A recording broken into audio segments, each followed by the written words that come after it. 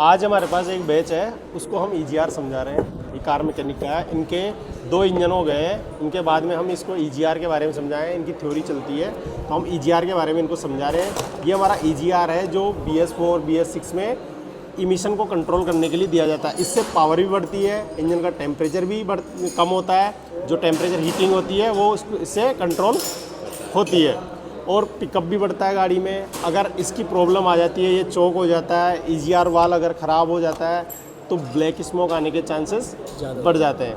तो गाड़ी में पिकअप डाउन होना, ब्लैक स्मोक आना, टेम्परेचर इंक्रीज होना, ये सब किसके कारण होता है? EGR का भी एक रोल है, इसके कारण भी हो जाता है। तो इसमें काम कैसे करता है? इसमें ये वैक्यूम ऑपरेटर आता है।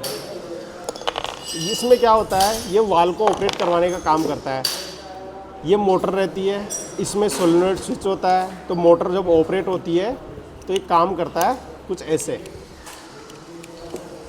तो यहाँ से एयर अंदर चली जाती है, जैसे एग्जॉस्ट की एयर अंदर जाती है, एग्जॉस्ट में जो अनबर्न फ्यूल पार्टिकल्स होते हैं, नॉक्स के हो गए, चाहे आपके फ्यूल के हो गए, चाहे एयर के हो गए, वो सब इसके अंदर आ जाते हैं। जैसे ही वो अंदर इंटेक में जाते हैं तो उनको पहले कूल डाउन किया जाता है। इस चेंबर में उनको क्या किया जाता है?